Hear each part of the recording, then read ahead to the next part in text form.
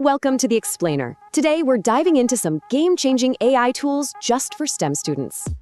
Does this look familiar? If you're in STEM, you know the struggle is all too real. But here's the good news. AI actually has a whole toolkit to help you study smarter. First up, an absolute powerhouse for any STEM student, Wolfram Alpha. Now, this isn't your average search engine. It actually computes expert-level answers right on the spot. It's a total game changer for solving problems in calculus, physics, chemistry, you name it. Okay, so calculations are one thing.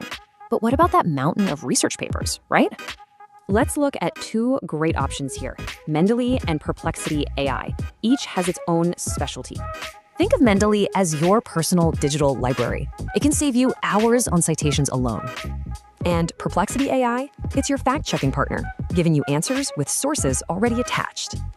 All right, beyond just computation and research, AI can seriously upgrade your daily study habits.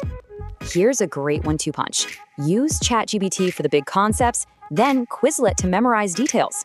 But with all this amazing power, it's so important to remember this one thing. So yeah, let's talk about how to use these tools and still maintain your academic integrity.